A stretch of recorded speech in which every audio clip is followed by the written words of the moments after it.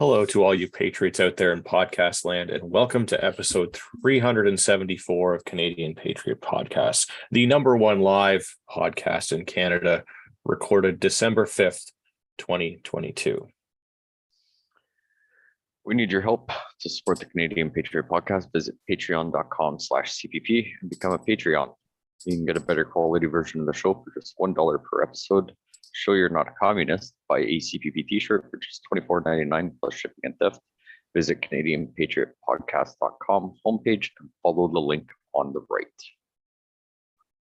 And that brings us to our favorite segment of the show. What are we drinking? And one thing that you have done off the Patriot Challenge. And as is tradition, we will start with Liz. Liz, what are you drinking? Well, I am drinking a bourbon sour out of a can. Classy. Yeah, real classy. So I'm excited. I don't really know how I feel about it. I mean, that sounds pretty delicious. It is actually. Yeah. Yeah, I'm pretty happy with it. Yeah. Yep. Mel loves those. Yeah. Yeah. No, we pick them up from time to time whenever they have them. Just like pick them up by the 2-4 and then they sit around the house for a while. Oh, She loves them. well, that's handy. Yeah, I definitely could get used to them. It's kind of a lazy man's cocktail. I'm down Yeah. for it. One thing off of the Patriot Challenge that I've done.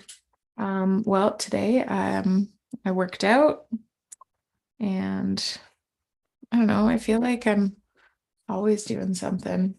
It's a little Well, that's what the else do I plan. do? I know. Sometimes okay. 45 minutes of exercise, check. 10 minutes of practicing a skill. I mean, yeah, I taught a fitness class. 15 minutes of reading, did not do that. 2 liters of water consumed, did not do that. 1 task to improve my life, yes, I did do that. Well, that's good. You should really work on the water thing, though. I know, it's so bad. It's so bad. Especially if you're doing exercise. I know. I mean, I just don't think that I get to 2 liters. I mean, I'm not awful, but I just don't think I get that much in. Like that's, can be a lot. Yeah. That's all. Yeah. Yeah. So, here. I'm drinking whiskey. Straight. Whiskey.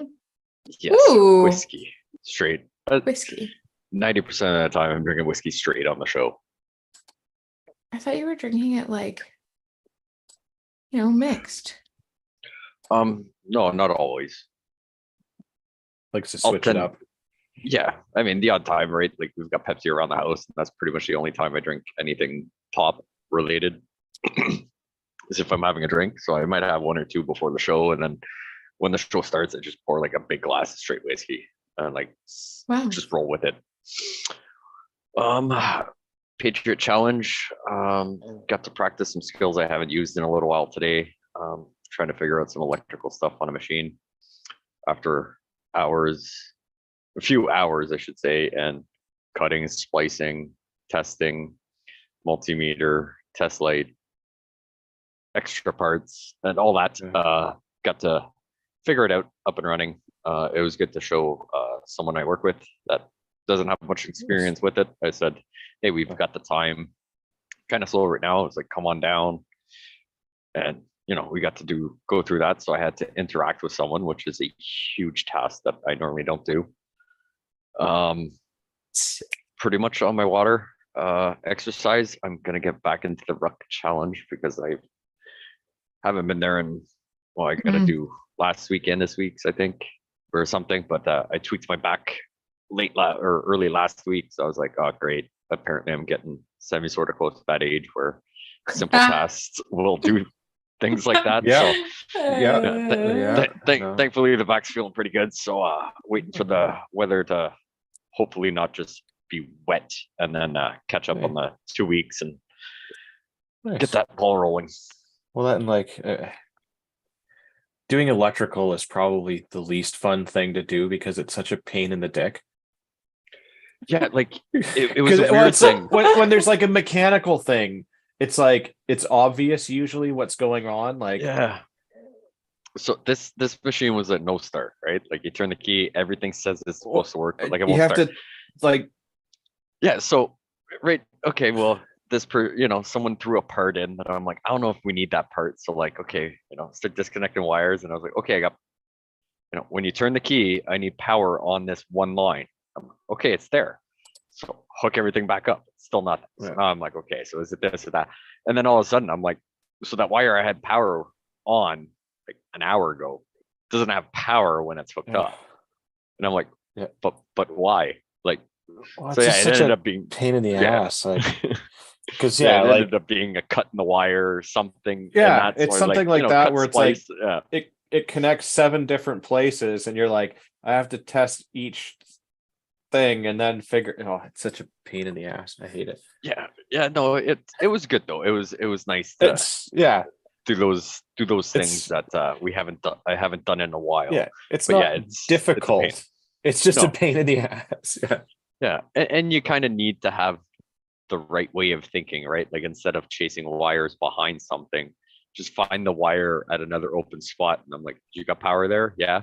So you can disregard taking apart half the machine or half of whatever because you know that wire, So yeah, it's just a way of thinking. But yeah, it's a giant pain in the dick. It's not Yeah. complicated. It's just it Yeah. sucks. Yeah.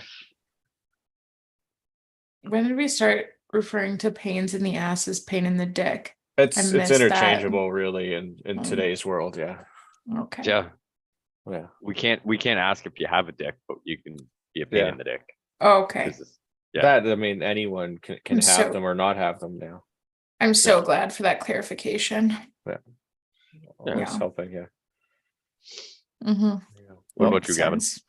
I'm just about finished my 4th liter of water for What? today.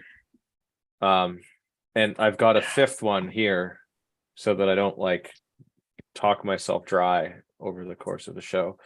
It's insane. You should be I just- drinking like a half an ounce to an ounce for every pound that you have. So I'm right in where I should be with my water consumption, according to that. I might be drinking too much. I mean, and then you have to like increase that if you've been active, which I have So been. So 1 ounce to the pound of yourself? somewhere between Where do you get these figures? a half an ounce to an ounce of water for every pound of body weight. Oh, But yeah, and if you exercise, you should be doing more than that. So for Patriot Challenge, I completed my ruck challenge a day late because not just content for the listeners, but for the challenge itself. But also on Saturday, I did an 18K little hike with some friends as well. So, Nice. oh, that is nice. Weather was good for it. Not really. Good job. I mean, it certainly got better as we went. Driving out there, it was just pissing down. And I was like, oh, this is not going to be fun. But I brought the correct clothing to wear in such terrible weather. And then once we kind of got there, the rain started to let up a little bit, and then it kind of stopped almost completely. I was actually out in Liz's neck of the woods. Oh, yes. Where Yeah. were you?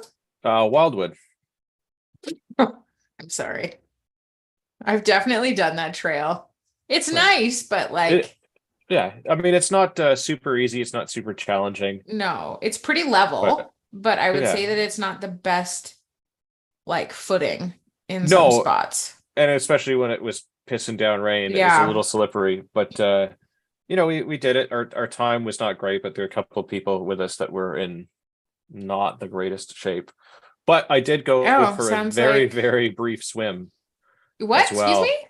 Oh, Yeah. wow. I mean, At the end of it, we did myself and one other person committed to getting into the lake. So we got in up to our necks yeah. for a minute or two just to do it. Yeah, I've done a few polar bear dips myself. Yeah, and It's then pretty thrilling. crank the heat. That and yes. Hello to Darren at Thorhaven Farms in the comments. And hopefully all is well with you.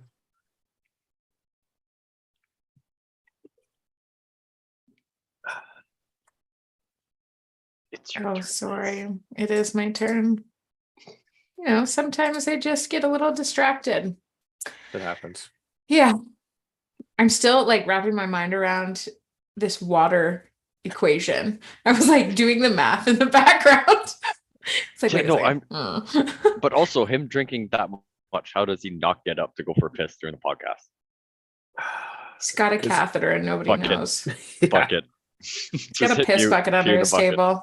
Yeah. I actually try to consume as much of it in the morning as possible so that Yeah. I can just get all the peeing. Done. Yeah.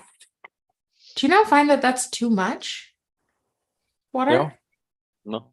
Okay. I actually feel really good.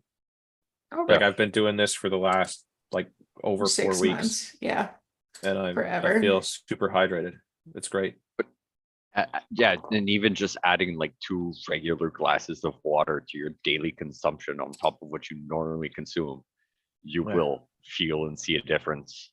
Other than the Yeah. extreme peeing part, depending on the time of day when you decide to go, do whatever. But yeah, adding a bunch of water makes a giant difference on many, many things. Well, and the nice thing is like when I go and do like the ruck and stuff like that, because I'm already like super hydrated before I go, I don't need to bring water with me because it's such a short thing. Yeah. Fair. Okay. We'd love to hear your feedback about the show. Please visit CanadianPatriotPodcast.com/feedback or email us at feedback@CanadianPatriotPodcast.com. A version of the show is available on Stitcher and at iTunes. And speaking of feedback, we have some feedback. Wow. Oh, there you go. Yeah, there's a lot. Yeah, we have 2. So yeah. That's more than we've had for quite a while. So everyone else, send your feedback in. All right. First one from Eric. Sorry, I just started reading ahead. Are a few musings from the week, which include movie moments. Good afternoon, panel. A couple of things from the past week. Last weekend, I had a listener meet up with Liz and friends to try my hand at pheasant hunting. Great to meet up with like-minded individuals.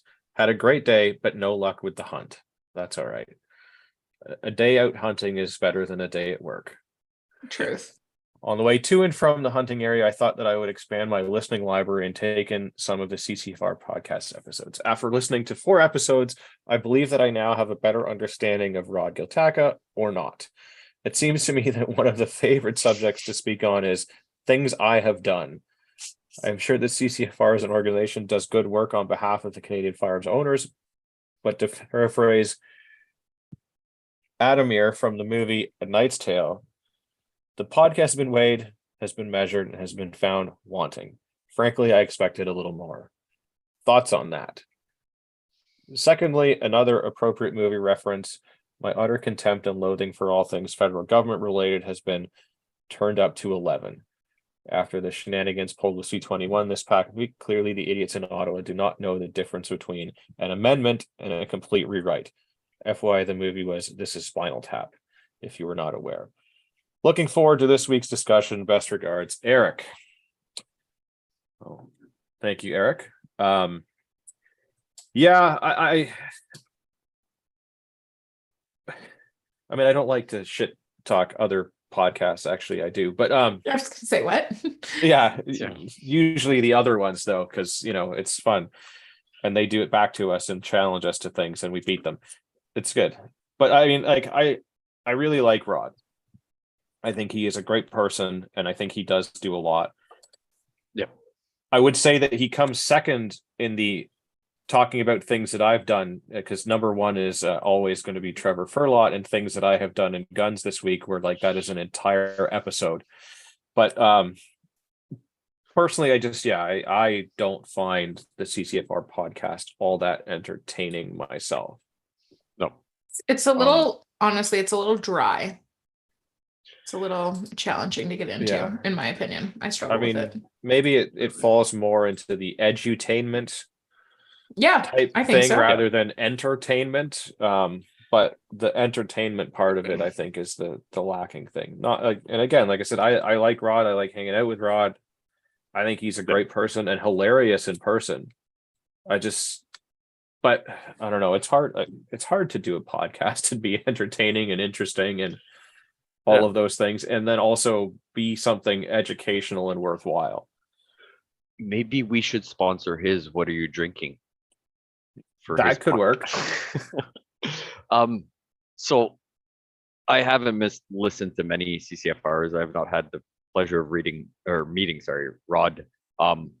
Depending on the podcast, I have found a few good ones, but it's more so been that you want some information on a specific topic and you're not sure how to go about Google or whatever.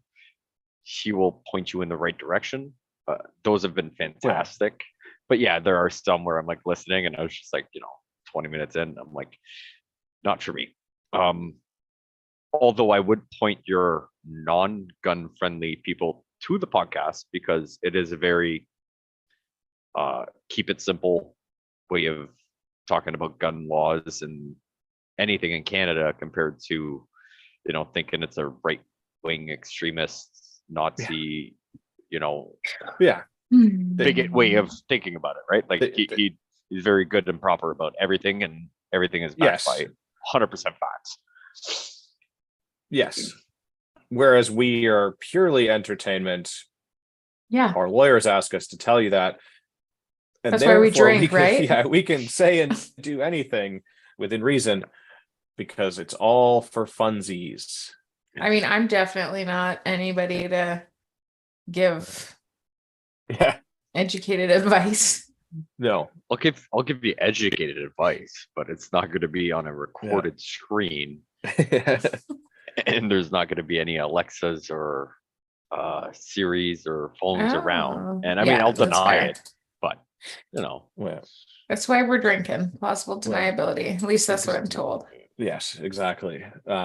Yes. But no, it's good that our listeners get to hang out with the people on the panel and do fun things. It was fun. Yeah, it's unfortunate. Yeah, your hunt wasn't successful, but it was in that you got to hang out with people. Yeah, and we just about killed a squirrel.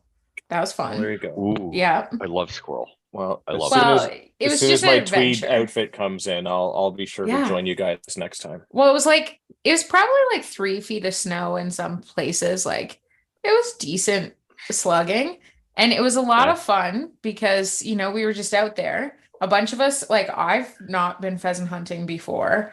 I've only gone coyote hunting like once. So this is kind of a new thing for me too.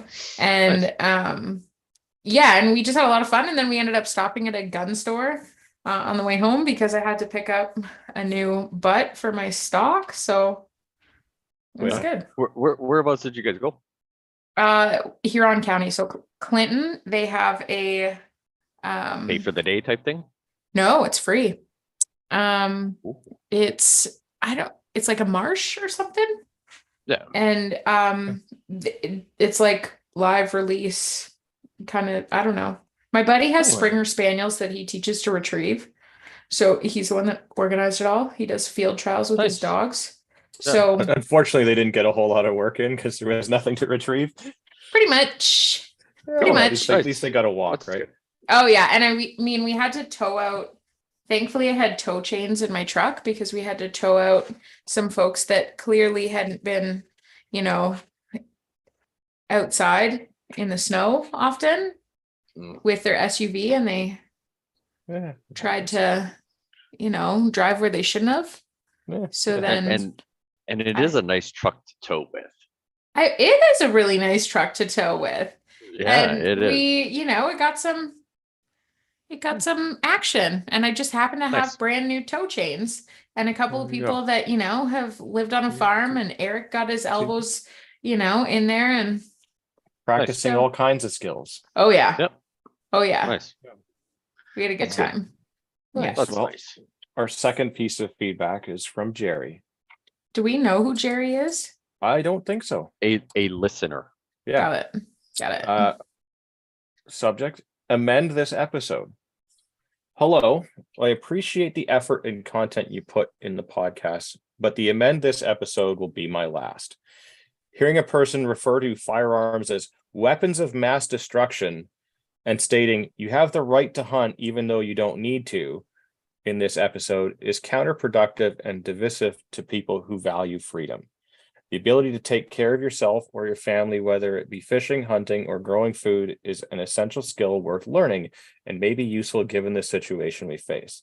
Marksmanship and accuracy are worthwhile and respectable pursuits that should join the sport shooting and hunting communities. The aforementioned commentary is neither accurate or respectable. Thank you for the past episodes, and I wish you the future or best in future endeavors, Jerry. I have a lot of questions. Yeah, it's So- like, what episode were you even listening to, bud? So, well, I'm assuming it's like an amend this. Is that what it was called? Amend this? I believe it's from like last week's episode yeah, I when we were believe it's talking last about week. the nonsense. Bill Yeah. C-21. Yeah. So Bill I C-21 guess episode. like what would be helpful in my mind is if,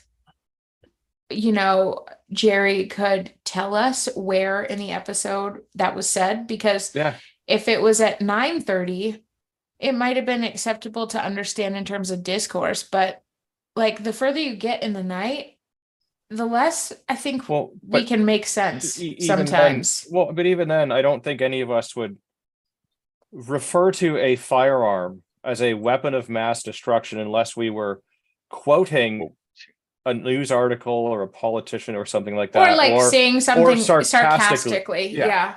that because is definitely our flavor. Like, Yeah. I mean, Yeah. so that's possible without defending ourselves. Like, I mean, feedback's always really good, yes, but I but think there's just a lot of I- like questions that this feedback leaves me. this to me sounds like somebody that says they have listened to this many Sure. episodes would realize that if we had said that firearms are weapons of mass destruction, it would either have been us quoting somebody else or us being completely sarcastic. Yeah, in lieu of a reference from, or Also- a saying from a news article where, we would stretch exactly what was written. Into I'm something also like not that. sure who would have said something about we have the right to hunt, even though you don't need to, because I mean, it's quite possible at some point but we're it- all a little well, sloppy, but- but I don't don't know. seem to recall anything of the sorts. But honestly, in this country, because we have to have a license to hunt, we don't have a right to hunt. so No. okay. We have a here's permission. Yeah. We have permission. The I only think that people that have probably- the only people that have rights to hunt in this country are the Are natives. indigenous. Yeah, absolutely. Because they don't have licenses for that, as long as it's on the res. So Yeah. hearing a person refer to firearms as weapons of mass destruction and stating you have the right to hunt even though you don't need to. I mean, also, Okay, even so if we did maybe have this the right to bourbon hunt- is a little too strong for me, but I kind of get the impression that the first paragraph there, he kind of counteracts what he's saying in the second yeah, I don't know. paragraph. I mean, I agree that like these are all things that you should I'm not worried know about how it. to do and be good at, and all of Oh, the things. 100%. Absolutely. So I don't know where you're getting the other part of this. I mean, maybe.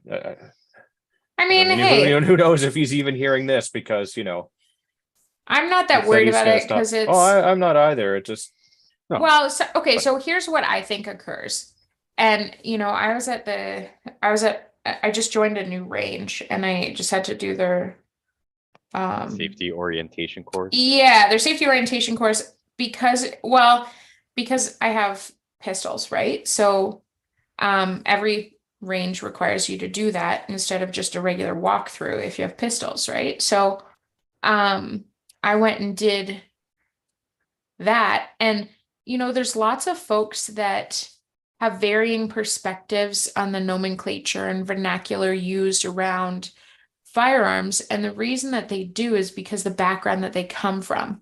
Like, I would consider myself a lot more of like a bit of a redneck and a little, less Yeah. formal in some of my verbiage. But, then there's people that do this as, should be wearing the tweed suits, and they've got the fancy kind of background that, God, for gives them- example. yeah, well, it gives them a perspective that, they're like, oh, everything needs to be referred to this way. Everything has to be this, this, and this. And, they really take offense to folks not being on board with that because they think it kind of cheapens the sport. And, That's my perspective anyway. Yeah. I don't know. I And just I think some folks think that, it's folks like me that can get this industry into trouble with my lazy language and, you know what I say to redneckery. those people? Fuck them. Yeah, I'm not too worried about it, but Yeah. I understand their perspective. They're just folks that, although we all share, the firearms industry, Yeah, they're not people I probably would spend a whole lot of time with. No, but in fact, most of those people I absolutely do not want to spend time with. Mhm. But I will stand by defend my their right to statement. own firearms. 100%. You do you, Yeah. but I still stand by my statement of people suck, Yeah, and you should interact Yeah. with less of them. yeah. I just don't know where this guy's comments come from because none of this sounds like anything that we would say, and certainly not say seriously. I whatever. think that it's totally something we would say sarcastically. Yes, Like, that that's is the something we difference. would say, but like, yeah, I don't know. Whatever. I mean, if you have the right to drive, you don't need to. No, we don't have But, the right I to mean- drive either. You need a license for that. We don't have the rights Yeah. to do a damn thing in this country other than Sure. breathe. And that's And- about it. And even that's highly restricted depending on where you are, because they still make you wear stupid masks in some places. But But Yeah. yeah, no, definitely. But I agree, it's a skill that everyone should learn. Yeah. I've taught my daughter. This there's is how you skin a turkey. Oh yeah, no, stuff like that. Get is your pretty hand in cool. there. If you don't want to Um, do this, I'm good with it. But you got to learn the basics. In my opinion. I actually had in one of the conversations on the ride back from the pheasant hunt. I'm trying to find it, but Eric sent me the link for Maple Seed Rifle. Mhm. Yep. Oh yeah, it's a Project fantastic Maple Seed. program. That's a pretty cool one, and I guess there's They do events yeah all over the place all the Mhm. time. It's mostly a- it's a- volunteer stuff. yeah, it's a great Awesome. program for getting into it and starting the Yeah. fundamentals and everything. I have some issues with the things that they teach, but as a whole, I think it is a great thing, especially for new people. And it does teach the fundamentals. I just think that like we have evolved since the 1940s in the way that we shoot to now to do them Yeah. better. But I still think that it is a good program and it's a worthwhile thing to give it a try for especially new Yeah, people. absolutely.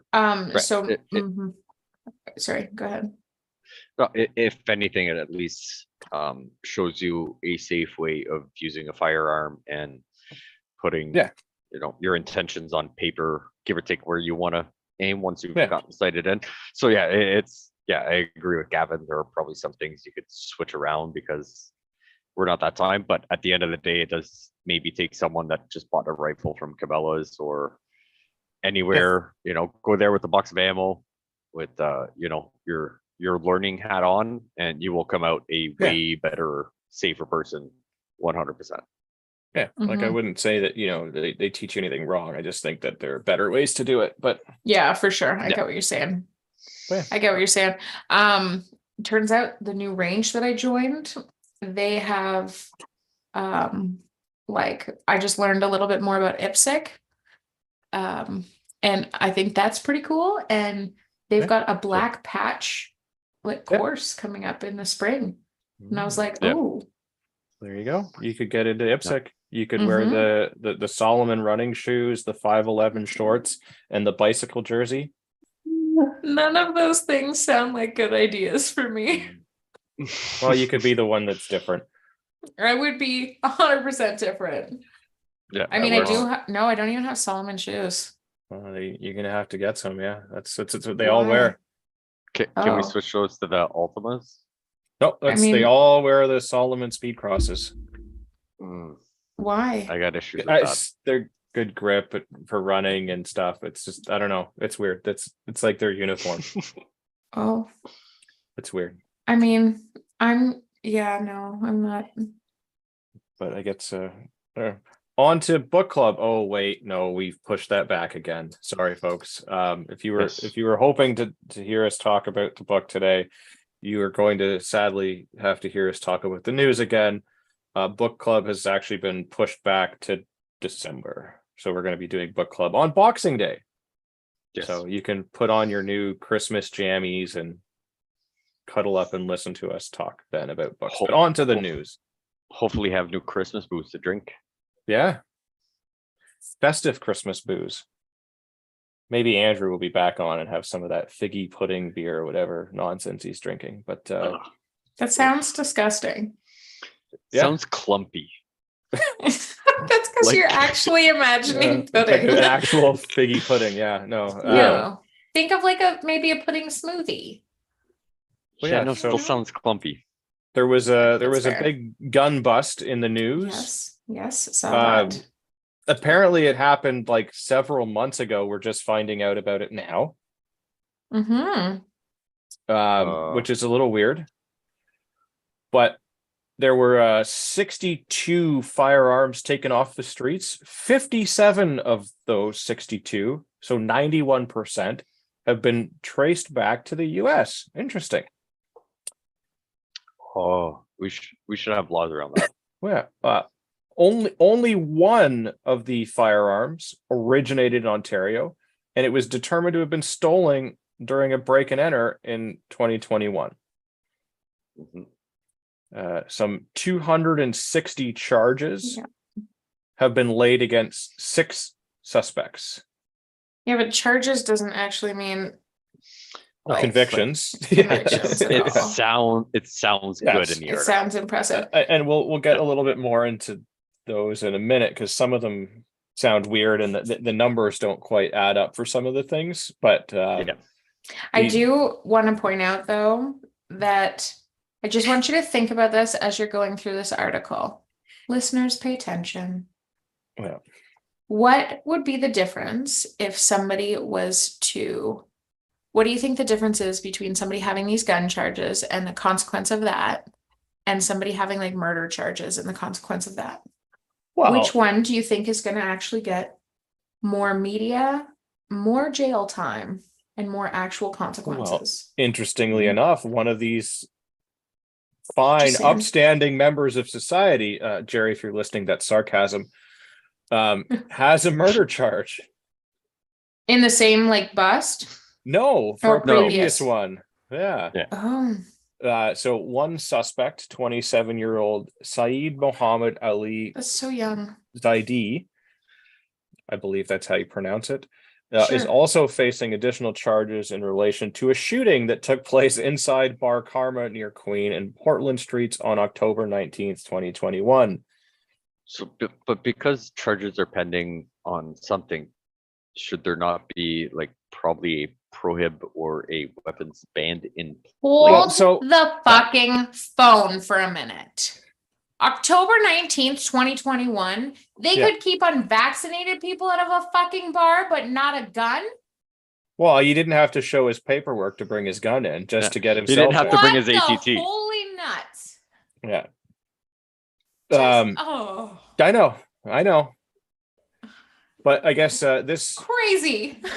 yeah this Sorry. person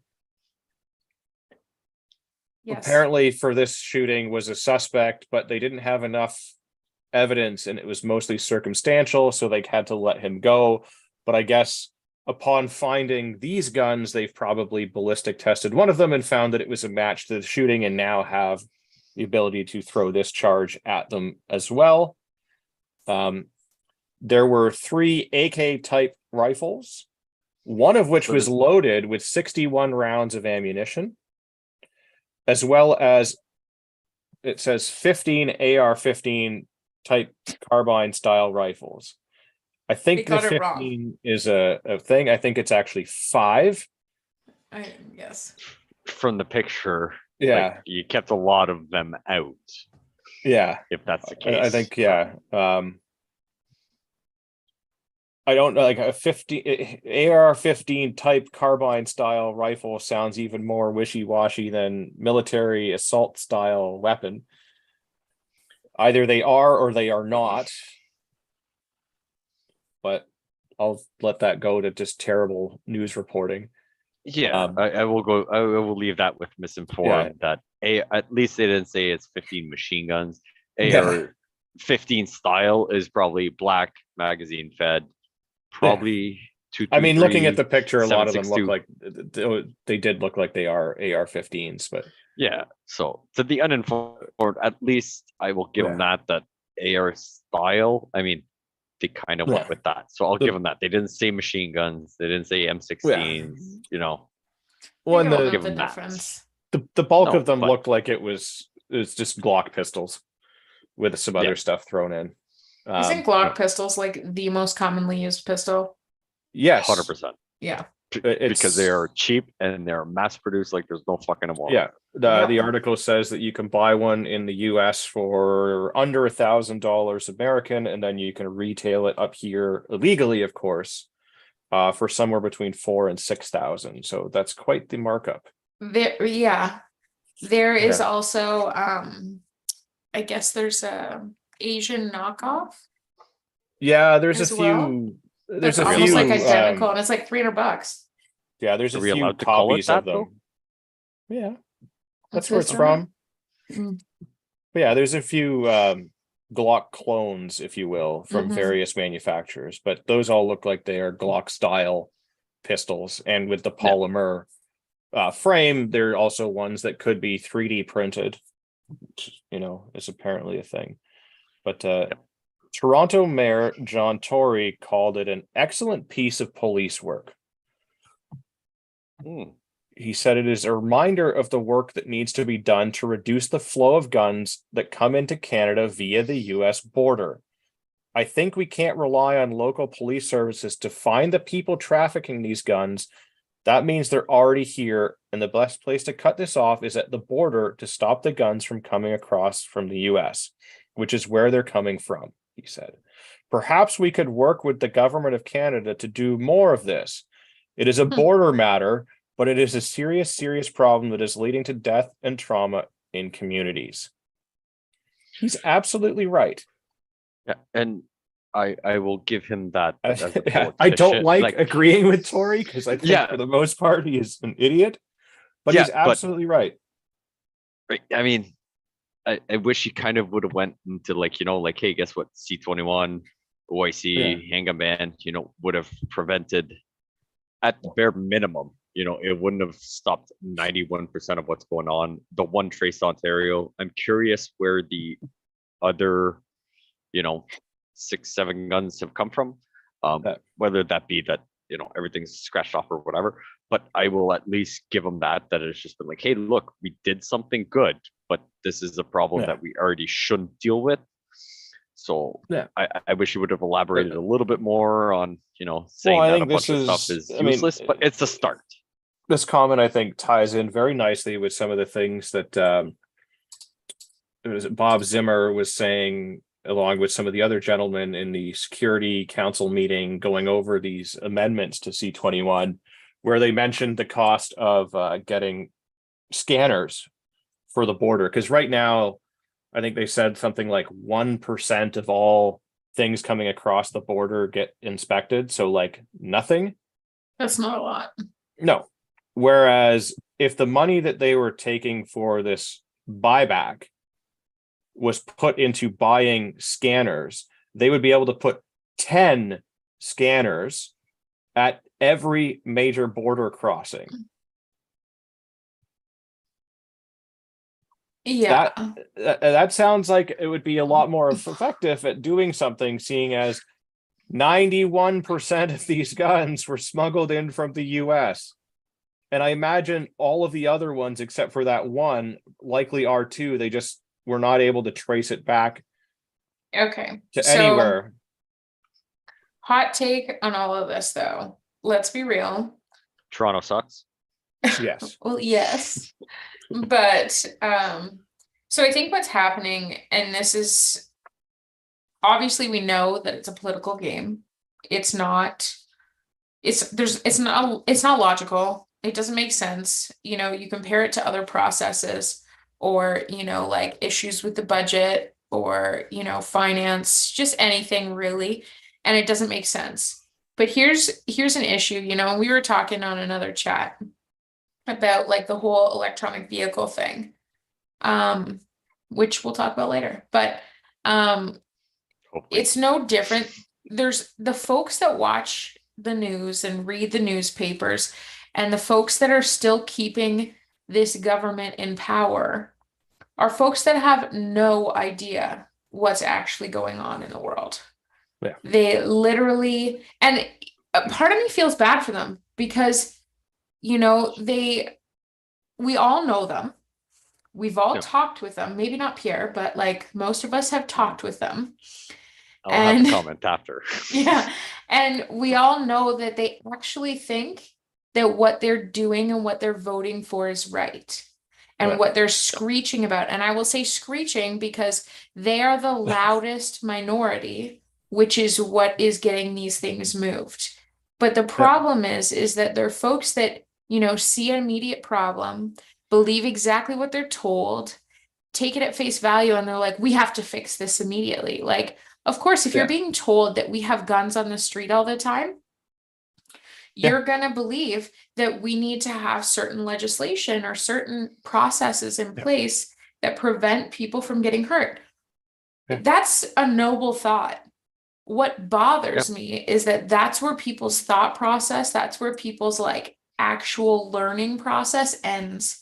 And they're so shocked when you come at them and say, well, like, hey, Bill C-21, or hey, you know how if you live in, you know, the suburbs or near a farm field and you have like friggin' coyotes and wild animals and stuff like that, like, And God forbid you want Shit. a Ruger Mini 14 to Yeah, defend your whatever. crops I don't and even live livestock. out in the country, and we've got coyotes running around our neighborhood now. So I mean, like, Absolutely. Yeah, I mean, that's the kind of thing that I should absolutely be allowed to carry a pistol around when I go for my walks to deal with, because like they're getting bolder and bolder. They absolutely are. And 100%. that's what people don't understand is like the long-term effects of, you know, these kinds of situations puts everybody in a greater disadvantage, and it actually changes like the ecosystem. You know, hunters and firearms owners pay a lot of money for environmental sustainability. And Yeah. I think folks don't realize how, you know, like this whole greenwashing that's occurring, how much the hunters and anglers and, you know, firearms community, how much they pay for it. Like we finance it. Oh, We absolutely. find- And not just through the licensing thing, No. but through donations of Absolutely. because And we advocacy. understand, we understand that Yeah. if we want to continue our sport, Sure. we need to make sure that it exists Yeah. in the future. And the only way to do that is through conservation and Yeah. being smart about it and not over hunting and all of the things. And, Yeah. you know, it's quite shocking how many people are just not Yeah. aware of that and not willing to open their, I guess, perspective to say, oh, okay, maybe this whole gun ban is illogical. I was talking to somebody the other day and they said, you know, COVID pretty much shut down all the paintball fields. And you've got a couple of airsoft fields that have been shut down. But now you've got airsoft companies that are freaked out because they're being told that some of the airsoft stuff that's is on because that list they too, are, right? because they're replicas. So all of that stuff. Absolutely. So it will be that like Mhm.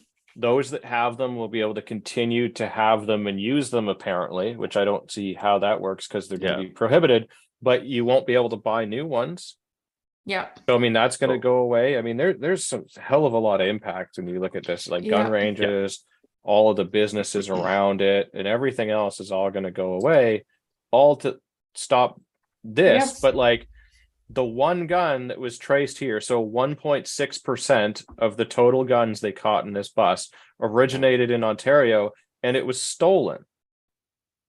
The other ones, I am sure, come from the US. Like the handful of ones that you don't know where they're from, the fact that we don't know where they're from likely means that they're not from Canada anywhere, because we couldn't trace the serial number, and like everything gets registered at some point.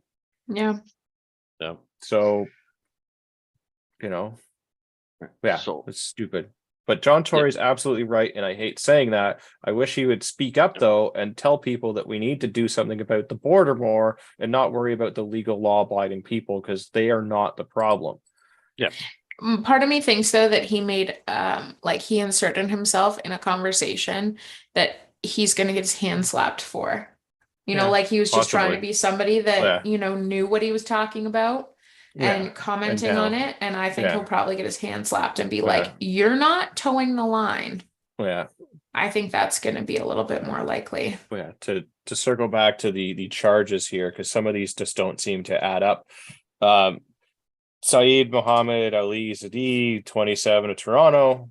So the guy from before that did the murder, allegedly, has been charged with conspiracy to commit an indictable offense. Makes sense. 4 Mhm. counts of possession for the purpose of weapon trafficking. Why only 4? Well, this is where that doesn't seem to add up. Could be that only 4 of them he was planning to. He only had 4 Well, like 4 pending sales. The other ones were just, I'm holding on to these. Sounds So- ridiculous, but it could Yeah. be. 51 counts of possession of a loaded, prohibited, or restricted firearm. So, like, it sounds like a bunch of these were just sitting around loaded. Hmm.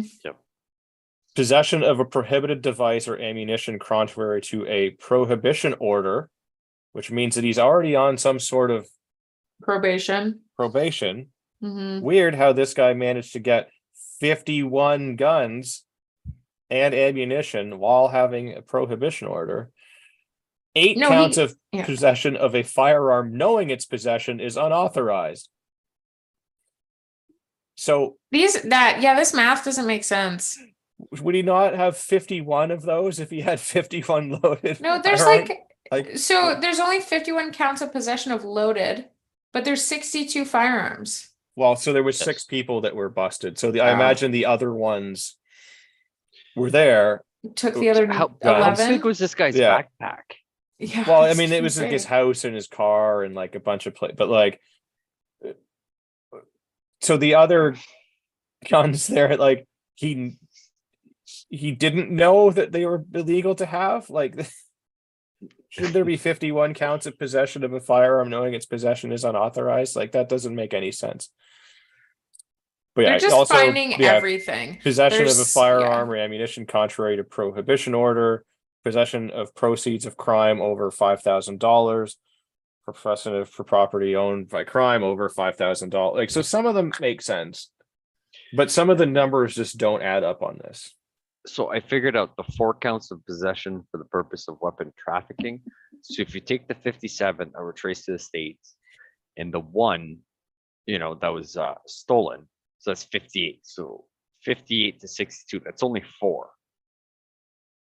Yeah, I don't know. It's just baffles me at that part of it. But I figured it out just where sh- they got their number. I'm not saying they're right with the number. I just know where they Well, got it's- that number. I don't know. It's dumb. Yeah, But mean- like, clearly this guy is already like, he's prohibited from owning guns because he doesn't have a license. He's doubly prohibited from guns because he has a prohibition order, and somehow that did not stop him from getting 51 guns. Yeah. Clearly this law Yeah. is working already. And I Um, mean, yeah. even if an AK style rifle I mean, was available, yeah. right? But what was the magazine restriction on an AR Yeah. prior to the faking gay OIC? Right, it was 5 rounds. yeah. He had one that was loaded with 61 rounds. Yeah. So, Which I didn't even know that they made I was 61 gonna say, round I was like, magazines. Yeah. Please explain to me, like, did we It somehow seems like a- modify a belt feed into this situation? Somehow he's got Is there a drum mag? He either has a I drum was mag gonna for it say. that is not loaded to capacity, or he's done something weird. I don't know. But Here's what we do know. Number 1, John Tory actually nailed it. yeah, You Yeah. know. Number Yeah, for 2, for once, yeah. this is Yeah. the shittiest reporting that we've seen on something. And it also speaks very heavily to like a narrative they're trying to push, because if this happened months ago, they pocketed it for a Yeah. reason. And whether They and pocketed to be it, fair, and they kept it for well, to C21 be to come out. fair, like sometimes they can't release the information due to like Yeah, actual ongoing case investigations information and stuff, and yeah. ongoing investigations. I just find it to be very, The timing is interesting. Yes, absolutely. Now, I'm not saying that that's not, Yeah, the for case, legitimate, right? yeah. Like, It's just it could very much be, but it's really interesting And honestly, I think that I think it's less to be suspicious timing because of what John Tory said. I would be Yeah. more suspicious if he was like equating it like they did with the RCMP thing, like equating it with the need Yeah. for gun control. Trampling old people. Sorry. Yeah. Yeah. Yeah, that That's sort how of we thing. keep them in line. Yeah. So, I mean, I'm not as Yeah. suspect about it, but I still think that it's, whoever's writing this up is not somebody who's in the firearms industry at all. So when you start reporting on stuff you know nothing about, like stuff is lost in translation. Yeah. And We I can just have that think, discussion about people that make gun laws in this country. but Yeah. that's exactly it too. Like, Yeah. there's multiple organizations that the government could be working with rather than, like them finding out at the end of it. And I mean, we're not going to like how it comes out at all, but it's better if you're working with the system or working with people rather than just like making these laws arbitrarily based on, oh, that looks scary, or, Yeah, oh, but this is, how they we're going did to it- report it to fit the narrative. If they did it with fact-based policy and transparency, then they would be keeping up their promises, which isn't like them. So But you know what? Yeah. I have to say, it has nothing to do with the actual leadership of the party. It has to do with you, me, and every other dumb idiot who has not held them to account. Do I know how to hold somebody to account like that? Not necessarily. But I guarantee if legally. people, if people started like actually stepping up and saying, no, you promised this. No, and folks just aren't doing Right. that. right. Folks just aren't doing that. There's Also, a very just small pocket of people that do that. to briefly comment on Pierre's comment, that was a joke for legal purposes. But speaking of the Yes. idiot in Oh, charge, apparently Trudeau is listening to concerns about the hunting rifles. The Sure, Prime sure. Minister framed the amendment as a list put forward by the government for public consultation, except that it was stuck in as an amendment while the bill was already past second reading, and it's like Security Council and debating process. Yeah, I And heard like they didn't Marco. put it out to like public consumption. It's like, here's the list of things we're going to ban, not, hey, take a look at this and let us know what you think. But Because I'm a licensed firearm owner, so the government obviously has my mailing address, which I have to Yeah. keep up to Yeah. par with the RCMP, who is in charge of my firearms license. I didn't get anything in the mail, it's weird. let alone a phone call, let alone anything. Yeah. But I mean, they sent how not many? even you know, a tweet. Yeah. I mean, I wouldn't have gotten the tweet. You got to anyways, be a twit to get on Yeah. the tweet. Well, hence why I don't certainly have it. It's all but- right. Yeah, but like even Marco Mendicino was like almost offended Yeah. that, the We didn't tweet? conservatives they're branding this as a, an attempt Yeah, to I got a quote from Ugh. him somewhere on here. But dumb. apparently Pony Boy said that we're hearing a lot of feedback around concerns that hunters are saying about guns that they use more for hunting rifles and shotguns. His English is terrible. Yeah. That's what we're listening to feedback on now to make sure we're not capturing weapons that are primarily hunting weapons, which again, like they're not weapons, they're hunting. Oh, listen to that, Oh. Gary. Not weapons. Yeah, so Yeah. that was That's also the not the PM. panelist's Yeah. view of concern. That was us reading part Yeah. of the article. Yeah. That was the PM's words. Yeah, that's what he said when he's considering making Weapons. changes to Bill C-20 amendments amid concerns, yada, yada, yada, yada. Weapons I that mean, are primarily hunting weapons. I mean, they're all hunting weapons. Some of us just use it on animals. Yeah, I mean, like, it's not I mean, really a weapon That's a when it's little not dark, like, but well, like, You're not wrong. I know. I mean, it's only, in my opinion, a weapon when you use it in some sort of combative In manner. a crime. In a No, crime. I Not think e- I don't even mean, think there are it's a- legitimate uses for weapons, like when it's used in Hunting. some sort of combative way. Yeah. then it becomes a weapon. But like a baseball bat is a piece of sporting equipment. But if I go and smash somebody about the head and shoulders with it, It becomes then a it weapon. becomes a weapon. Yeah, absolutely. Like I think that the vernacular that surrounds some of this stuff is abysmal. Yeah. Like, and I mean, some of this, unfortunately, like if you go through the military, they call everything a weapon and get very specific about calling it a weapon but because that's in their because that's the context, design. it's used Yeah. in that context. But like you get a lot Yeah. of people that did serve and now get out and then still go about calling their rifles and pistols and shotguns that they use for sporting purposes weapons. And I think it's an important thing, which is why I would never say something like that unless I was being sarcastic. I regularly call them firearms or guns, but like not a weapon Yep. because it is not one unless it is used as such in that manner. And even then I try not to use that because I'm Yeah. not playing into their nonsense. Yeah. And so I'll go on a little side thing here. So like, you know, hey, we're hearing a lot about the hunters, the shotguns, and everybody up in a roar.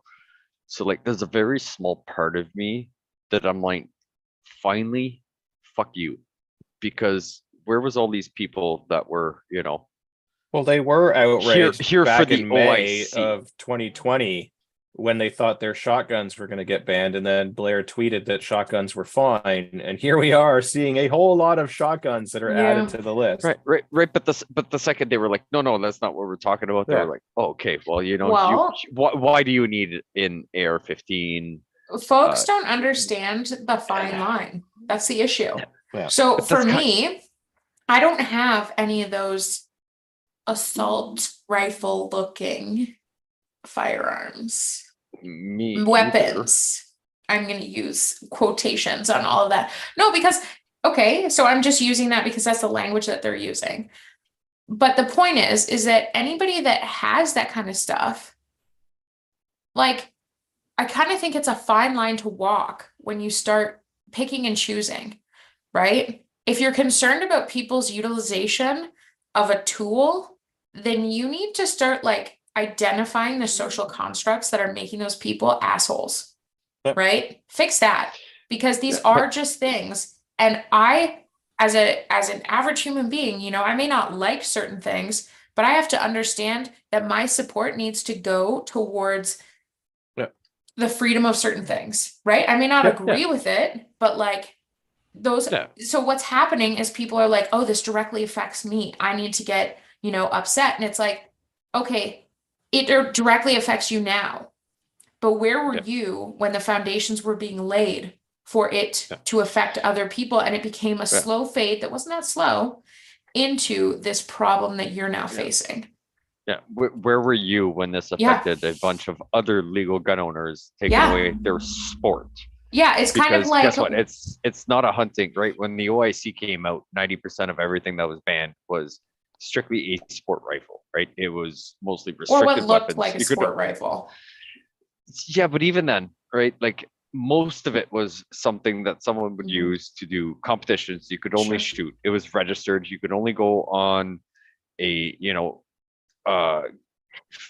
registered range. You had to do all the paperwork, this, that, and everything, right? Mhm. So they were there and they were like, well, it doesn't matter. So now that it's affecting them, right? Now they feel like most people that were affected by the OIC. And I think there's a small part of me that's like, you fucking deserve this because you weren't there when we said, hey, guess Yeah. what? You're next. I mean, I kind of unfortunately feel the same way. And like, I see Yeah. on the Book of Faces, like every day people are like, well, is this on there? Is that on there? And like, we need to Mhm. save our hunting rifles. And like, it's not that I disagree with you. We absolutely do. Yeah. But I don't, Where were I'm you? tired of this separation that we Yeah. need to save this and we need to save that. I'm Like, glad all that of these guys it. are finally actually in the Yeah. fight and realize it now. But they should have been in the fight at the get-go. Yeah. Because like, Yeah. and this is a big problem that I've seen. And I have to say I'm very blessed to be raised in the family that I'm raised in because, you know, my parents are critical thinkers, my siblings are, and this was not surprising to any of us. Like just the events of the last 3 years. Shitty, but not surprising. And the reality is that people have to start paying attention to what is going on and what are the implications of these ripple effects. What are the implications of just these, decisions that are being made. If it's kind of like if my neighbor's fence line starts on fire, I should go put it out, because eventually that fire is going to jump to my field. Yeah. So Absolutely. like I should be, and also just being a good person. Like if you know that, your cousin, the sport shooter, is getting screwed over, that you as the hunter is about to get screwed over too. Yeah. So, go over and do what you're supposed to do, become an advocate, or just be willing to lose it all. Like, if you're just willing to lose it all, then that's your business, but it's not about the firearm. It's about the fact that somebody just went in and said, like, screw you and what you want. We have this, we've manipulated the public to believe a certain thing. Well, and so if they do take back this amendment, or alter it so that it doesn't capture hunting rifles for now, they've already shown that they're going to keep going, right? So they didn't get enough, 2.5 years ago with the OIC. They've now gone and done pistols, and effectively all semi-auto magazine fed rifles. So then they're never going to be happy enough, because none of this is actually going to affect gun crime at all. No. So the gun crime is going to the gun crime is going to continue. So then oh, well, now that it's only just pump action shotguns and bolt action rifles, well, we better get those too, right? And so maybe they pull back now, but only to make C-21 go through as it was intended previously. And then they'll just come after it again, in a couple of years when, these people are a little bit older and we're a little bit more beat up and tired of the fight. Well, and then there's also going to be 50 years from now when, people that are getting into guns only have the option of that, right? They've never used a handgun or an AR-15, but they've never participated in all these, fun competitions that everybody prior to the OIC, right, dumped a bunch of money in, paid their dues, did their courses, did everything safely, and enjoyed the sport. But that sport is not going to be available 10 years from now. I did so hear people either forget it or have never experienced it. That what, taking a semi-auto shotgun is nothing to them, because they haven't fully understood the process of where we're getting at to just take away a semi-auto shotgun compared to everything registered now. I did hear that the CSSA is trying to, I don't know all the details, but that they're trying to get shooting to become more of a sport on an Olympic level, I think, so that it can be justified in terms of athletic training. So they're one of the things that they're pushing for with the way that this is all done is that there is a provision in the bill for people that are Olympic level sport shooters, and currently the only thing is target pistol, which is 22 pistols, and even then it's very specific pistols that are used in that. IPSC, which the nationals or whatever, or the internationals, was just on in Thailand. They just wrapped up. Nice. It is an international sport that is recognized in many, many, many, many countries, including the UK, where they can shoot IPSC there. Mind you, with weird 22 pistols with coat hangers attached at the back end to make them legal for the country, but it is still shot in the UK of all places. So it is an international sport that is widely recognized and has competition at that high level.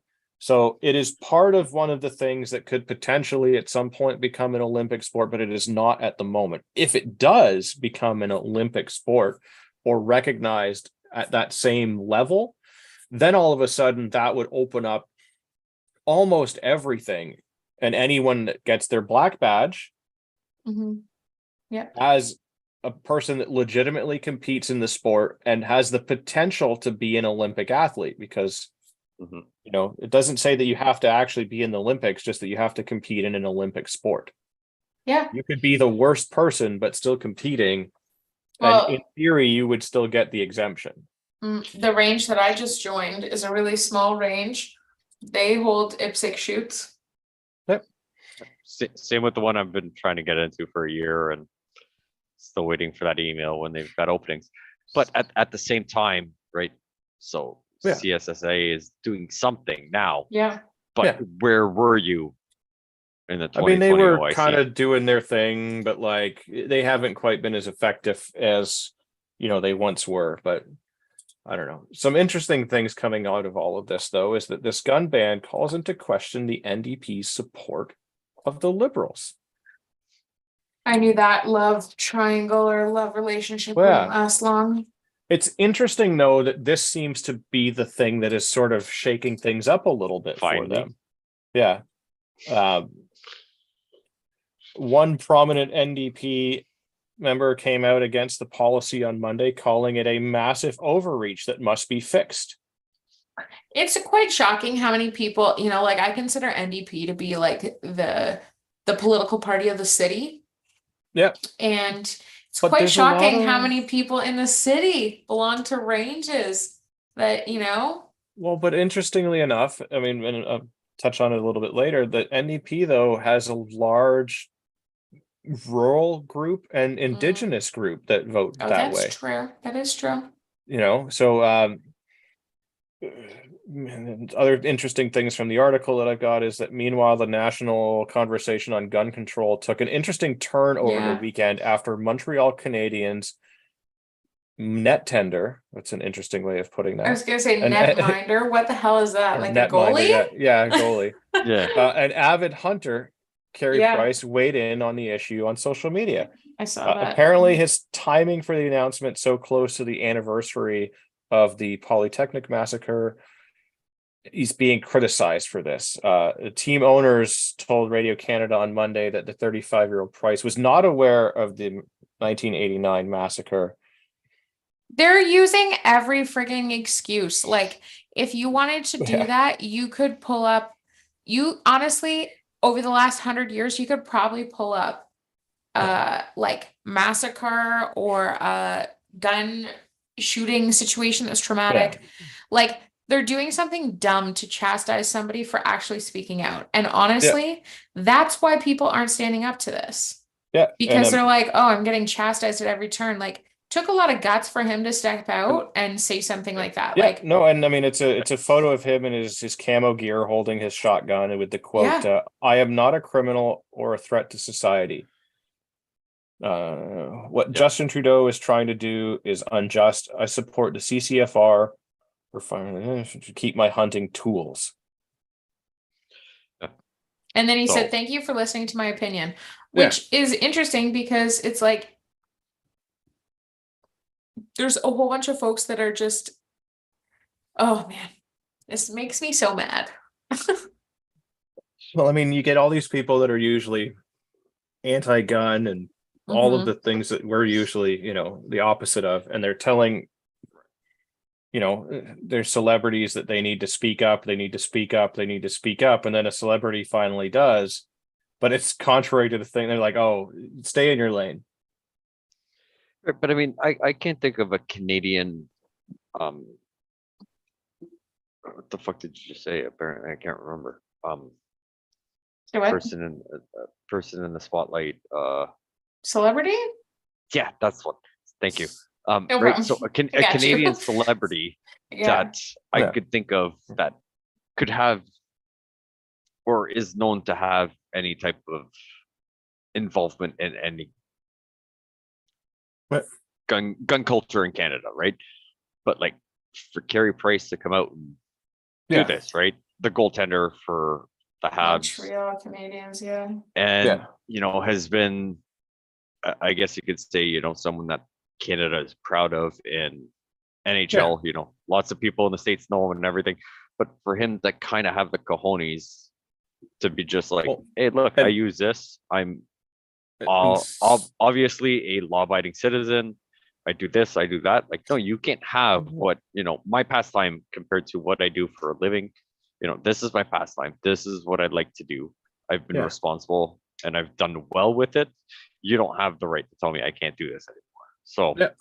Well, and some It's like- interesting things have kind of all come out around the same time. So several weeks ago, Polytechnique, the group that sort of formed as a result of the massacre and named themselves after it, was going after the CCFR for selling CCFR branded merchandise, being like, what a joke. And it's like, well, but the organization needs to fund itself to do its thing somehow. So one of the ways that they do that is by selling merchandise. Like, no big deal. Like, so as sort of a middle finger to Poly, CCFR several weeks ago put out a discount code on their store. Use the word Poly to get like 10% off on anything that you buy from our store. Oh, And like posted that to their page. Interestingly enough, they have held this for several weeks. And now, as we approach the anniversary of the massacre, are going, look what the CCFR did in such poor taste. oh, of course. On the eve of the massacre, Yeah. And it's like, well, but Yeah. look at the date. That's several weeks in advance, and they only did it because you were being a shit. But like the media is running with this now, and so all of this is going on, and then they're bashing him for posting the same thing. And to this guy's credit, this guy must have massive cojones, because even after all of this, he still comes out and goes, I stand by what I said, and I still support them. Which I is stand by great. everything I said on this podcast, even if I Yeah. was too drunk to remember. Yeah. I said it. I'm good with it. Right. And I do that for everything, but that's the problem is Yeah. nobody wants to stand by what they say. But I mean, it's great. I No. all the kudos to this guy. The one time I appreciate the Habs. Yeah. But so more of the article here. Separately, a spokesperson for Public Security Minister Marco Mendicino told La Presse that the firearm prices carrying in his new Instagram post would not be banned under Bill C-21. Our bill does not target firearms currently used for hunting, and we fully respect the traditions of hunters and indigenous peoples.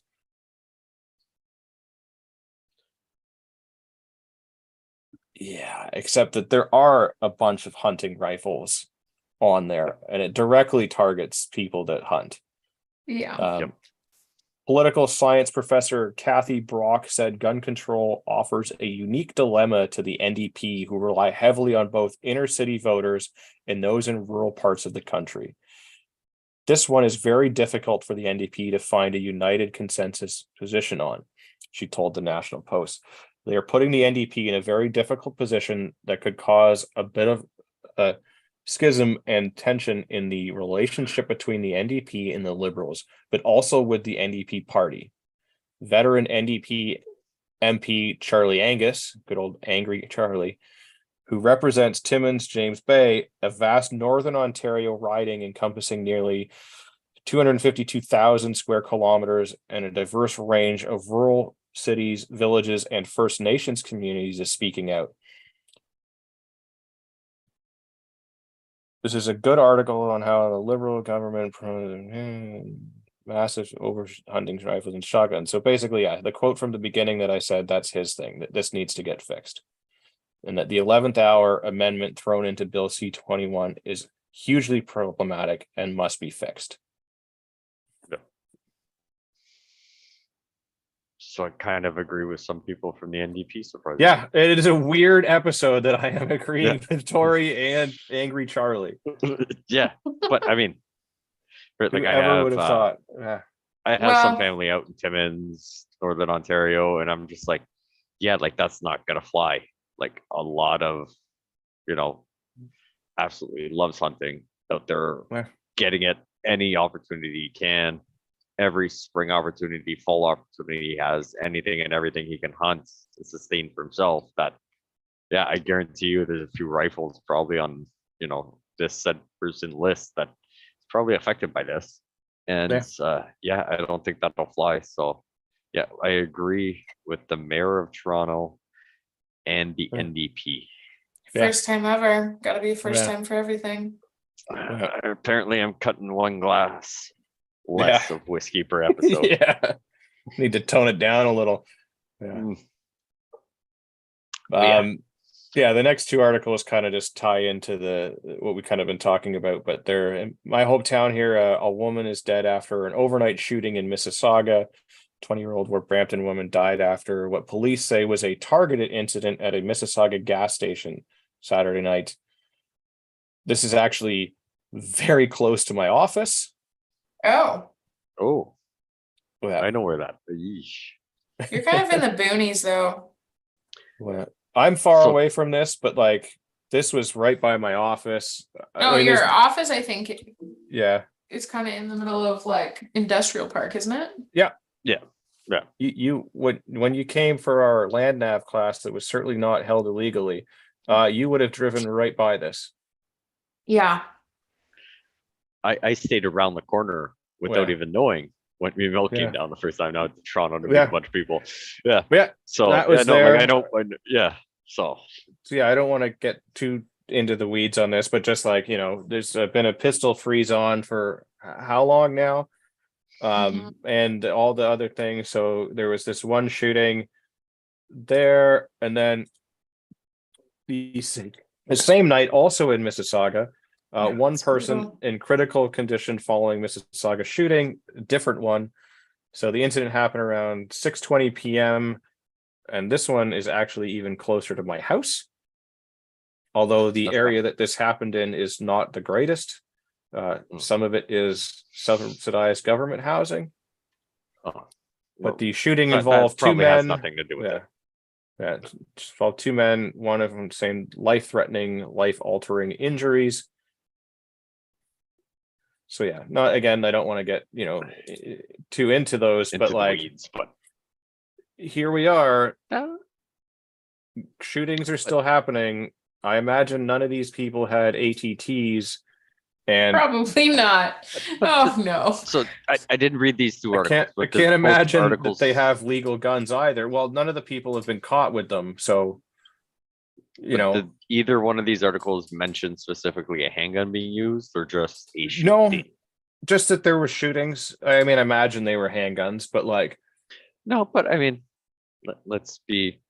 We given could say that a shotgun was used. Yeah, it is entirely possible that they used a single shot deer rifle, but it is my guess that it was a pistol used in both of those. But again, purely speculation based on that it is a shooting, and one of them seems to have been targeted. So kind of strange, but. All this gun control and there's still crime going on. I guess it's because we haven't banned them all yet.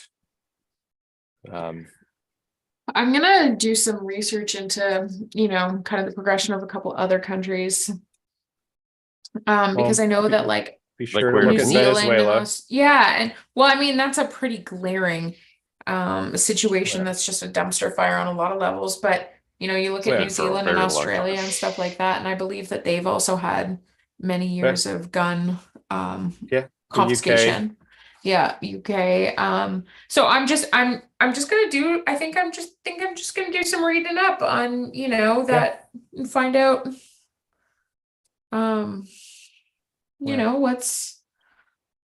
what kind of the steps that they went through and where they've come since. Where are we in the in the timeline? Wow. Because I do think that it's just, I mean, I guess that like nobody in today's first world needs firearms. Disagree. Okay. No. We don't need it for absolute survival. Very few. That is a exception, not a Right. rule. However,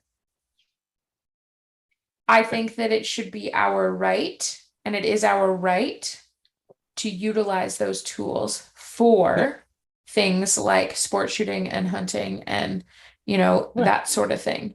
So I Ab- think that somebody using the argument of like, why don't you, like, you don't need that is just dumb.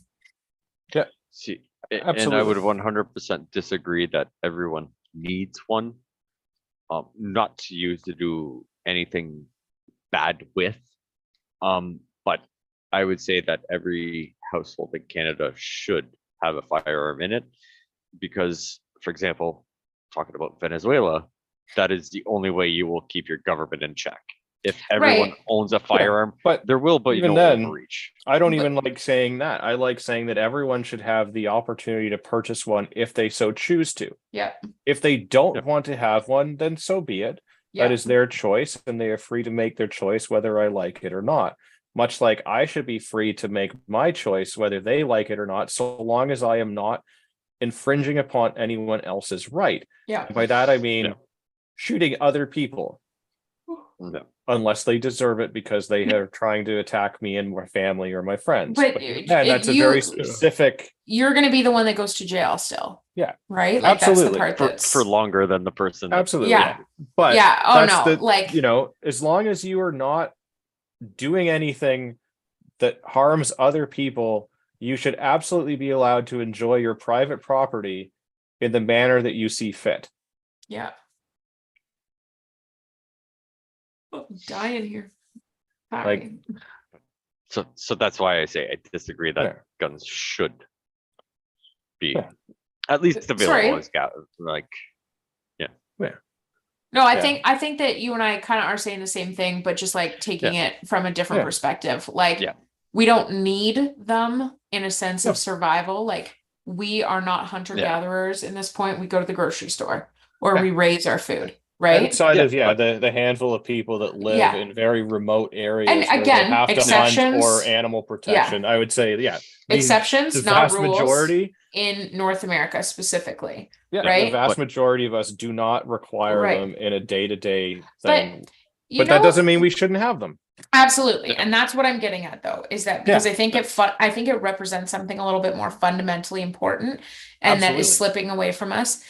But I And- don't remember where I heard this, but I heard somebody talk about this and I thought it was very appropriate. They were saying, we live in the first world and we have a good quality of life. All things considered, right? Like if our biggest problem is like overeating and sedentary lives, like that's the true hallmark of a first world, right? Right. And we should be fighting to keep those things. So when Yeah. people say like, oh, well, this freedom needs to be taken away because it's unnecessary. No, they're No. necessary because they are what contribute to our ability to live in the first world and be in this state that we're in. So like those things need to be protected. Yeah. Right? And it's never been about need. No. Like, No. and it shouldn't be about need, which is why I don't like the division of hunting versus sporting rifles, because agreed. there isn't one. Yeah. I mean, if that's what we need to do to get a little bit further down the road in our thing, then like, okay, I can accept that, but also at the same time, fuck you. Yeah. Yeah, Okay. because what is the need to go hunting when there is a grocery store? But that's what I mean though, right? But Like at the it's same not, time, I'm not saying the argument that no one should No. ever hunt. no, Right? no, But it's no. just But it's like Yeah. it's the difference of like we maybe don't need it as Use- like a sustenance have to have thing in most parts of the Yeah. first world. But However, that doesn't mean that Like we it doesn't mean shouldn't that we have the shouldn't right. have the opportunity Yeah. to do those things. We shouldn't have the opportunity to have these things because the fact that we had those opportunities and the fact that we, capitalized on some of those opportunities and did those things is what makes us a successful country.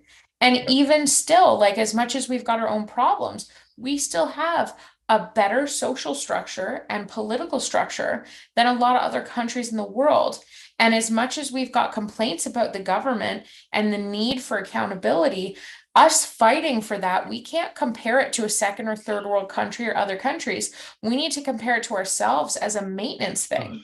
Like, we need to be able to say, hey, no, we need to fight for these rights because we need to maintain the level of freedom, the level of good social structure, the level of good politics that we kind of have and have seen in the past and hope for in the future. Yep. Like, and that's the Absolutely. issue, is that folks are doing a comparative thing that is just not, Yeah. you know, it's going to get you into the pit of a dumpster fire. Well, Yeah. Well, Yeah. So More- that's just my 25 cents. yeah. Some That's half a phone call. gun related stuff. Yeah, but I mean, it's like the 2 cents plus inflation. So it still buys you nothing. Yeah. Nothing. I think like Yeah. a 5-cent candy.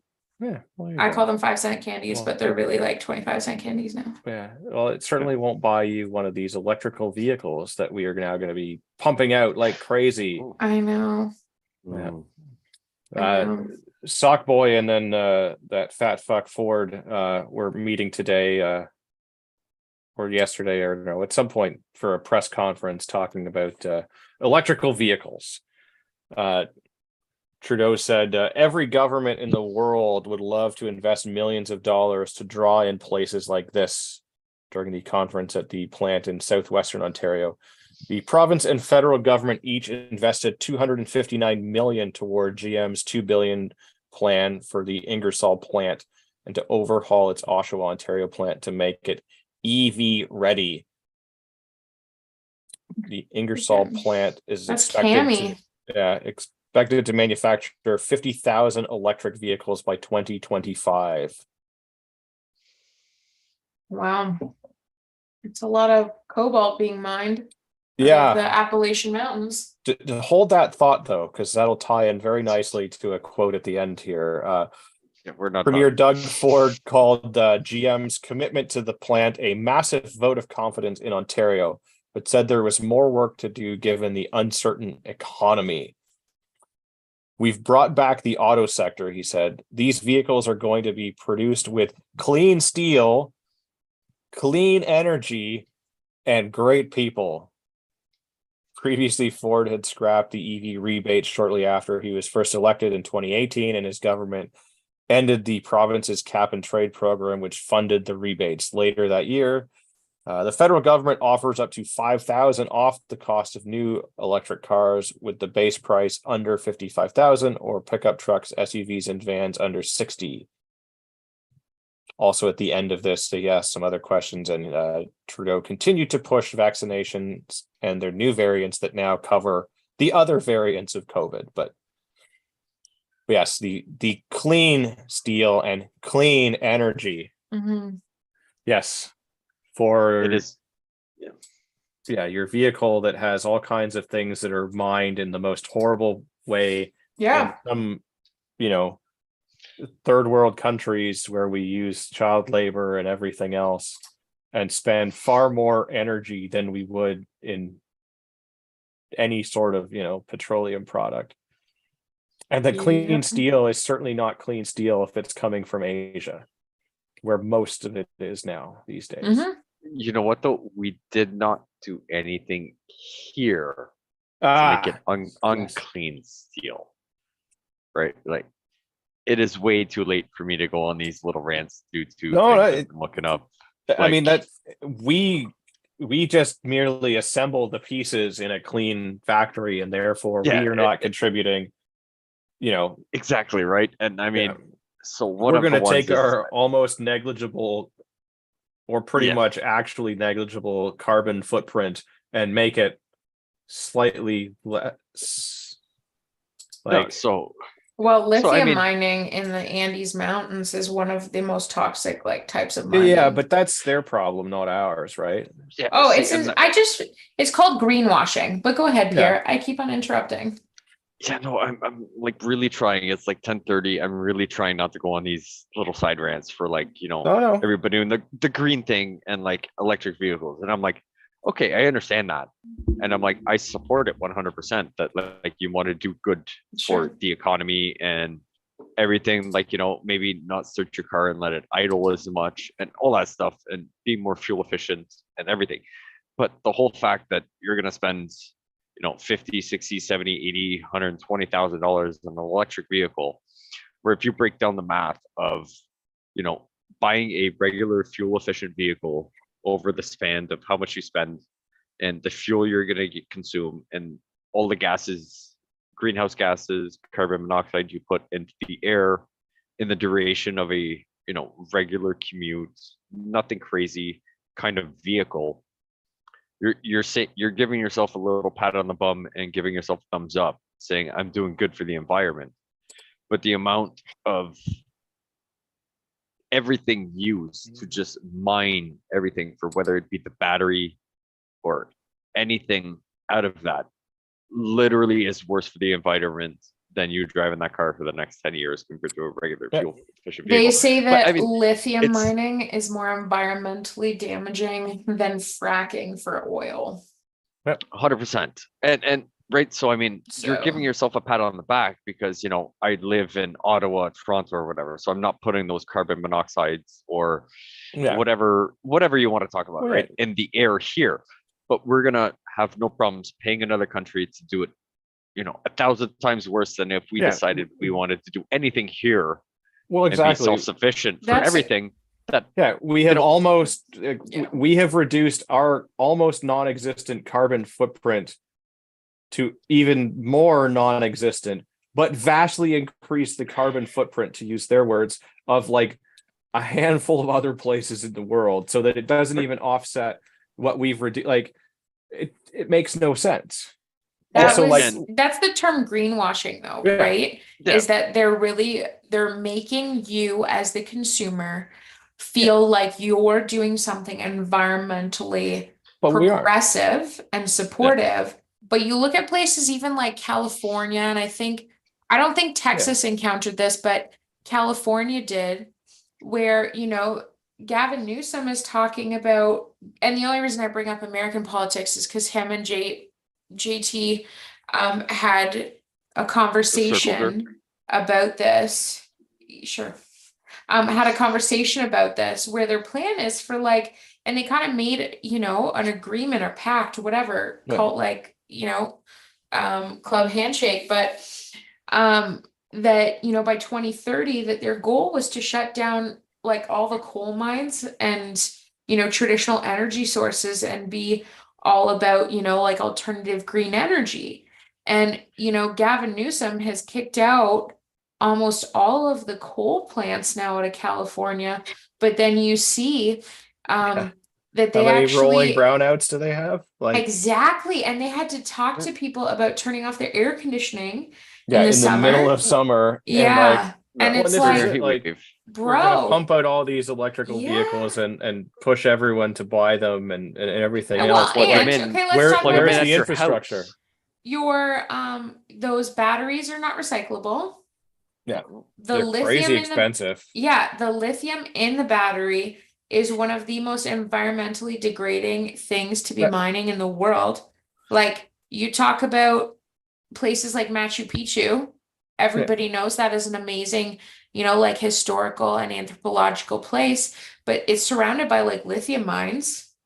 Like the entire Andes mountain range is being mined to support Well, some of this and stuff. Afghanistan. I shouldn't say that. That's a blanket statement, but there's a lot of like South American, Asian, Middle Eastern like mining that's going on that's extremely environmentally degrading.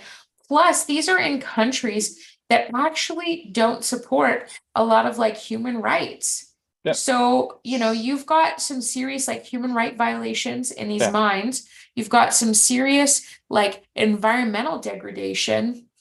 And nobody's talking about like consumerism and adjusting. Wow. Like if you want to be actually green, you go and talk to like a hippie and they'll tell you exactly how to reduce your carbon footprint. They'll tell you how to do it. Smoke more weed. Well, no, but like, I mean, I went to university with a bunch of people that like, they were ahead of the scheme. Like when tons of people, when tons of people were still using like disposable stuff, and this is before the whole plastic bag situation. So this is like a dozen years ago. These folks were already doing non-consumables, and things like that. And I'm like, well, yeah, we went from a society of not having, takeaway stuff, not having like, single-use plastics and things like that, to a society that only used that stuff. Yeah. And then now we're trying to come back from that, plus incorporate this whole stupid thing of like green energy. Yeah. And it's like, but nobody's talking about their behavior patterns and their actually thought process behind it. And nobody's paying attention to like, hey, that cell phone that you're tweeting on all of your social justice shit. Yeah. That Crush the stuff capitalism. that's, It was like, yeah, the stuff that's in that cell phone to get it to work the way it is mined so unethically and like there was so a environmentally degrading there was a that you ought to be protest. ashamed for yourself. Yeah, there was a protest that some guys did a number of years ago now, where they were protesting oil, and they had like climbed up onto a bridge and then like rappelled down and had like banners and stuff like that, and flags and everything. But it was like petroleum products made those No, banners. it's like your nylon climbing harness and your ropes and all of the things that you're using to protest oil are made with the petroleum product of some type. Like folks that talk to me about environmentalism, I'm like, listen, the clothing that you're wearing, all made out of synthetic fibers. And if you want to talk about degrading of the water table, every time you wash your clothing, there's microfibers of it that land in the water table that poison the water table, and yet you're the first one to bitch about using things like leather. Yeah. It's like, that's an organic. And it's a renewable resource. Yeah, absolutely. And as long as you have a safe word too, it's always good to use leather. Oh. Well, yeah, no, it's just absolutely ridiculous. And I mean, like, on top of all of this, we don't even have the infrastructure to do any of this. Like, I was out for dinner the other night with some friends, and there was an electric car. Friends? Yeah, Sorry. a couple. We're not talking about me. Oh. And there was an electric car charging station in the parking lot of this little plaza we were in. Yeah. There was a fucking massive lineup for people charging their cars. And like, it doesn't make sense. We're not at the point where, like, I'm sure at some point in time an electric car will surpass gas. Though we'll probably find something better, like, I don't know, maybe fucking hydrogen or something else that doesn't require the electricity. Because like then we'll be in California's problem, where there's so many fucking people with electric cars that we don't have the electricity to do it. But like, we certainly won't, because our electrical grid is fucking terrible. Well, the part that kind of pisses me off about all of this is that, okay, so you, as in, the people that make the decisions, are super, like, this is how you know that it's a big finance scam. That's a big, like, money-making pit. Yeah. Because it could easily, this is just a throw out idea, you could make public transit so much more equitable. Like, you got to make it affordable and easier to get around the country. And as soon as you do that, guess what? You've already reduced what you consider to be greenhouse gases, which is shit. Because guess what? Cows poop out more methane than vehicles do. So, So what you're saying is we need to eat more cows. Yeah. It's exactly what I'm saying. Also, complete different side note. So if you want to start going down the rabbit hole, all these batteries, electrical stuff or whatever, look where most of those are being produced and being shipped somewhere to be able to make these. That 10 years from now, let's say that, that potential country decides that we do not want to trade with you anymore because they own 99% of all the mining for all these products. That 10 years from now, when everybody traded in their petroleum, based internal combustion engine vehicles for these fancy dancy cool battery ones, and the place that produces these batteries, because none of this is being made in Canada, they're being assembled in Canada. Sure. If this goes through, but none of it is being manufactured. That, 10 years from now, fine, let's say 20 years from now, the second time you're getting your batteries changed, that, this country says, hey, you know what? We don't like whatever you did. Get fucked, you're on your own. You can't mine this, you can't manufacture it, and you can't make it. Yeah. What happens then? Oh, You're not wrong. You're not wrong. But I mean, people have to wake up to this reality, and they also have Yeah. to wake up to the reality of like they have to do something uncomfortable in their own day-to-day lives if they actually want to make a change. Well. And it kind of goes back to this whole like gun advocacy, firearms advocacy, like freedom mandates, all this stuff, or freedom from mandates, all this stuff that we've just talked about. The biggest thing that people are unwilling to do is to step out. People are unwilling to step out and make statements that say like, hey, that's not okay, right? We need to stop doing that. So people are unwilling, whether it's like they're afraid of losing their job or, afraid of losing their friends or all these things, who knows? But they're afraid of doing that. But I also think that people are afraid of change, and they're afraid of actually having to do something uncomfortable, and that uncomfortableness is kind of where change happens. And, like people get a little weird about that, right? So there isn't a big enough advocacy group on any of these topics. It's just a few people that are like, hey, we see the light, whereas nobody else is really digging into that, right? Yeah. Yeah. All right. Well, I've got one last one here before we close it out. Oh, are we gonna get under 2 hours? Well, we'll see. This one. Do you think that we're like the Joe Rogan podcast over here? Go for 3 hours? Oh, it's been done before, but it gets kind of tiring. Yeah. But Yeah. I'm gonna be figured asleep before 3 hours, so this one would be a good one to end on. Well, maybe not a good one, but an enraging one, but a one that might be comical. okay. Because how do you get more tone deaf than this? We're going to continue to ensure that China knows we'll stand up for human rights. We'll stand with people who are expressing themselves, Trudeau said. We also need to make sure that China and places around the world are respecting journalists and their ability to do their job. We'll continue to make that very clear. So they obviously weren't fucking honking. Yeah. That's the only thing I'm going to say about that. Like, how do you get any more fucking tone? Like, the guy like almost literally strolled out of like his questioning during the Emergencies Act thing to say this. Like, you literally had the Emergencies Act called on people where you suspended human rights because people were protesting COVID things, and now people in China are rightly so, because it was getting real crazy there, and you're telling them that they have the right to protest and that you support their right to protest. Yep. Like, nobody and said he support was them and say not a yay hypocrite. rah rah, let's advertise this. That then sorry, shut that down. just like totally infuriates me. yeah, it's like, could you be more tone deaf? Like, honestly, like, it's not like this was like a couple of months. Like, he literally almost walked out of that thing where they were questioning him on it and rolled into this interview. Like, fuck right off. Yeah. Oh, Yeah. It's really hard to swallow that and not, but again, I still maintain that the reason he can get away with it is because there are so many people that are just not paying attention.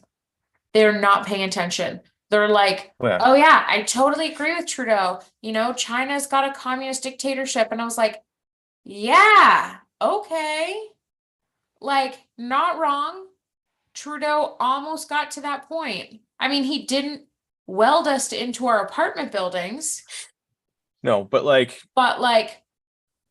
just is like coming on the heels of the inquiry. Well, like, in that it came to light that whether it was a joke or not, I guess is up for debate, but they were discussing the rolling out of tanks into the streets of Ottawa, and this comes out, and then China is literally rolling tanks down the streets all Yeah. around the same time, and then he comes out saying that like but like you were there, like you were going to let fucking tanks roll around the streets of Ottawa, and you kind Yeah, of but like, he wasn't there. You know. well, no, He because had he was COVID. hiding But because he had but COVID. he also didn't do it, which shows how much better he is. Which That's is why he Except that, can like, support while he China. didn't actually have like tanks, he did have armored vehicles out That- on the that- streets. that- but now we're splitting hairs according to how everything is going here. Splitting hairs. He didn't bring the tanks. Yes, there were armored vehicles, but they weren't tanks with big pew pews on them. Yeah. Yeah, it's just like I'm not saying I'm not saying I agree with Trudeau. I'm just saying. No, I know, but it's just Right. like you look at it and you're like, I He's mean, an this idiot. guy must be a better actor than we give him credit for, because to be able to say those things with a straight face must take a hell of a lot of practice. I How literally many times cannot did you do hear him blackface talk. and get voted back in? Yeah, but that doesn't say anything about him, okay? He's smart. That guy is obviously smart. We, and I say we collectively, not us three per se, and the listeners, but we are the dumb ones, okay? We are the ones that continually vote him in. And if it's not us voting him in, then we're not holding the electoral system to accountability. That is have on no- us. Yeah, Well, but I have no contempt or trust in the voting system. I don't either, but I mean, so I then don't what are either, we doing but about I it? still, so there's a by-election in my area because the liberal candidate, the liberal candidate that won decided to go on leave almost immediately after getting elected and join the UN. And it's taken them like months and months and months and months. Oh, that makes sense. So we had a by-election that's coming, and I voted early today because, vote early, vote often. And I did my part to make sure that, there's Yeah. one less liberal in there. Exactly. And I'm saying that, like, that's what I'm saying. We are a small group of people that have Yeah. this perspective that we're willing to stand up and fight against. But it's very challenging because Yeah. if the people are electing the politicians, we are the ones failing. Yeah. Well, we need You to know, make and- tarring and feathering politicians a thing again. Yeah, but At the bare minimum. Yeah. here's the gig is that you can if enough people step up and actually do their thing. Well, yeah. I really need to get a hat, like a red hat with big white letters on the front that says "Make politicians afraid again." I was gonna say, what is it gonna say? I mean, one of the greatest things I ever saw was a red hat with white letters on it that said "Haha, made you look." I like that. One of the like best shirts I that. saw was a shirt, but it was very, very small writing, right Right. on the middle of the chest, and it said, "Nosy little fucker, aren't you?" Yeah. Yeah. Well, it's just, yeah, I don't know. Whoever is, part of the listeners and the people that podcast and stuff like that, we're folks that for the most part, do our civic duty and actively speak out and advocate for things that matter. And, as much as we maybe get the nomenclature wrong sometimes, the verbiage, and we have a little fun in our sarcasm and all that stuff, we're discussing it. We're, talking about this stuff. We're, Yeah. like I am principled in my purchasing these days, and I wasn't always, Right. but like I'm actively engaged in that kind of stuff. And it just, it kind of makes me sad because I'm like, we've had the lowest voter turnout pretty much in history in the last election. And, I know that there's a greater amount of people than who turned out that are against what's going on. Well, exactly. I So- mean, the fact that we have such low voter turnout means that if we could actually get people like us to go out Yeah. and vote and not be so like apathetic to everything, maybe Yeah. hopefully the other side is, and they stay home, but we come out and we can make a difference. Yep. Like it was alarming. It was alarming. Some of the figures for the votes. And it's mind blowing. Mind blowing. But Well, what do you do? I could sit Yeah. and talk about this all night, except I'm an old lady and I'm gonna fall asleep. well, there we go. All right. Well, let's remind everyone of November/December's book, A Soldier First by Rick Hillier. Yeah. So you can, click the Amazon links and get that through our affiliate link and, help keep the lights on at the podcast and all the things. And if you've listened this long, you deserve a discount. Use the code Patriot at RagnarOkTactical.ca to get a discount on some first aid supplies or some other shooting stuff for, things that you might Wow. need while you can still use them.